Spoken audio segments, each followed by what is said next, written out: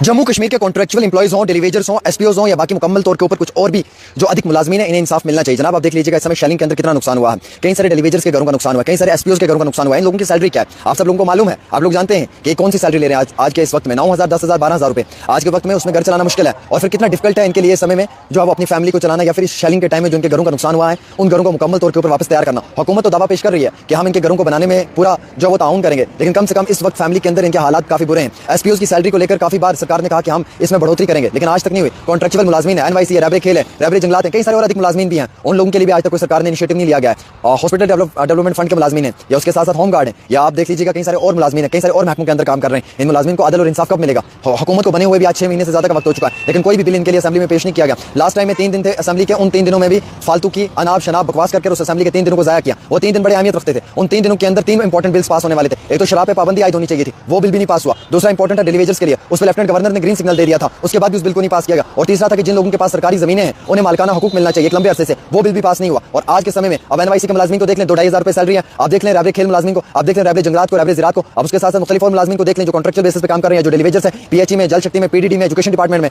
और भी मुख्तलिफ महकमों में। कब इनको इंसाफ मिलेगा? क्यों इनके साथ आपने टोल मटोल लगा के रखी हुई है? क्यों आप इन लोगों को अदल और इंसाफ नहीं देना चाहते हैं? आज इस शेलिंग की वजह से कई सारे इलाकों में इतना नुकसान हुआ है। इस नुकसान के बीच में जो है वो डेलीवेजर्स के घरों का नुकसान भी हुआ है। इन डेलीवेजर्स के पास आज के समय में इतना पैसा नहीं कि अपने बच्चे को एक अच्छी एजुकेशन दे पाएं, अपने घर में 2 टाइम की रोजी रोटी ला पाएं। और कहां से ये घर बनाएंगे? हुकूमत दावा कर रही है कि हम इनके घर बनाने में भी मदद करेंगे। जब वो घर बनेंगे तब तक मुझे लगता है कि ये लोग ओवर एज हो जाएंगे। लेकिन आज के समय में हुकूमत को चाहिए कि इनके लिए कोई स्पेशल पैकेज बनाया जाए जिसके जरिए से लोगों की मदद की जाए जो बॉर्डर के एरिया के रहने वाले लोग हैं। पुंछ के आप हालात देखें, पुंछ छली छली करके रख दिया। पुंछ के इतने कशीदा हालात है, पुंछ के अंदर इतने ज्यादा जो है वो आम शहरियों का नुकसान हुआ है। वहाँ के बिल्डिंग्स, वहाँ के हॉस्पिटल्स, वहाँ के स्कूली इमारतें, वहाँ पे आम शहरियों के घरों की हालत आप देखें क्या है। एकदम क़यामत के मंजर है वहाँ पे, और कहीं पे भी मीडिया में इसकी बात नहीं हो रही है। कोई भी हुकूमत का आम इंसान उसके ऊपर गौर फिक्र नहीं कर रहा है। हुकूमत को तो चाहिए इसमें कुछ बड़ा एक्शन लिया जाए। इस साल के बजट में तो कुछ भी नहीं है इस तरीके का डेलीवेजर्स के लिए या कॉन्ट्रेक्चुअल मुलाजमीन के लिए। पर कम से कम जो है वो एड तो मिलनी चाहिए इन लोगों को। कम से कम इन लोगों को जो है वो वक्ती तो मदद तो सरकार की जानिब से फराहम करनी चाहिए। और ये बड़ा इंपॉर्टेंट मुद्दा है, इस पर बात होनी चाहिए। देखिए गोदी मीडिया इस पर कभी बात नहीं करेगी। गोदी मीडिया का काम है हिंदू मुस्लिम करना, आपस में लड़वाना, दंगे करवाना, फसाद करवाना, फितना करवाना, एक दूसरे के साथ लड़वा देना। हाँ ठीक है, एक दूसरे को जो है वो धर्म के नाम के ऊपर लड़वा देना, ये गोदी मीडिया का काम है। लेकिन हम लोकल मीडिया वालों का ये फर्ज तो बनता है एटलीस्ट हम इन लोगों की बात करें, इन डेलीवेजर्स की, एसपीओ की बात करें। आज फ्रंट लाइन पे कौन खड़ा है? एसपीओ।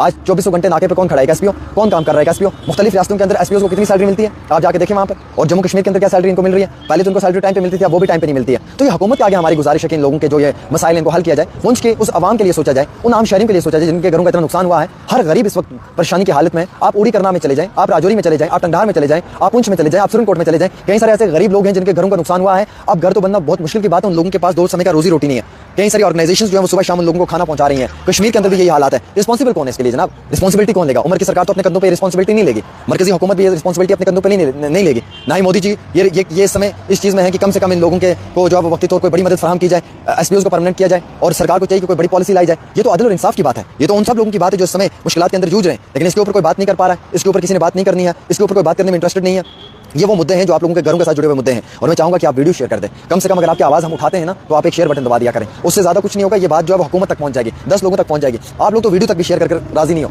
हम तो आपके लिए तैयार हैं कि हम लड़ें, आपके लिए फाइट करें, हुकूमत से लड़ने के लिए तैयार हैं। उमर अब्दुल्ला की हुकूमत से लड़ेंगे, वज़ीर आज़म नरेंद्र मोदी तक आपकी बात पहुंचाएंगे। पर कम से कम आप भी तो हमारा साथ दें, एटलीस्ट आप भी तो वीडियो शेयर करके जो है वो हमारी बात को हुकूमत तक पहुंचाने में एक अपना पॉजिटिव रोल प्ले करें। और मुझे इंतहाई बहुत अफसोस है, बहुत दर्द है कि जो इस समय पुंछ के अंदर सिविलियंस के साथ हुआ है वो नाकाबिल कबूल है। उसे कभी भी किसी भी पैमाने के ऊपर कबूल नहीं किया जा सकता है। वहाँ के आम शहरियों की क्या हालत है आप देख लीजिएगा। आज कश्मीर की क्या हालत है, आज आप देख लीजिए कश्मीर में क्या है। बिल्कुल टूरिस्ट खत्म हो चुका है। यहाँ के आम शहरी परेशानी में है, यहाँ का ट्रेडर परेशानी में, यहाँ का टैक्सी ड्राइवर परेशानी में, यहाँ का शिकारा वाला परेशानी में, यहाँ का टूर ऑपरेटर परेशानी में, यहाँ पे ये ट्रैवल वाला परेशानी में है। कोई भी इंसान आज के समय में खुश नहीं है। सबके सब लोग जो है इंतहाई तकलीफ में है, परेशानी में है।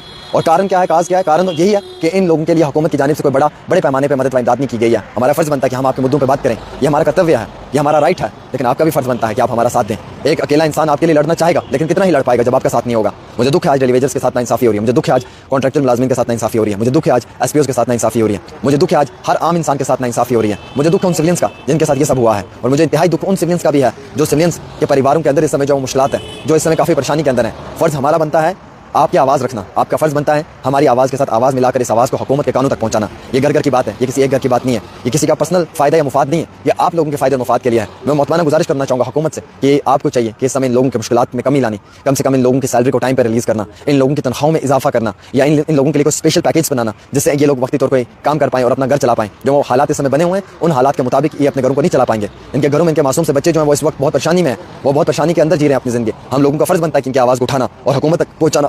अगर आपको लगता है कि बातें हकीकत हैं और ये बातें हकीकत के साथ जुड़ी हुई हैं और ये रिपोर्ट भी उस हकीकत के ऊपर है जो हकीकत आप लोगों के साथ जुड़ी हुई है। तो वीडियो को शेयर कर अपनी राय जरूर दें। एक छोटी सी रिपोर्ट आमिर के साथ।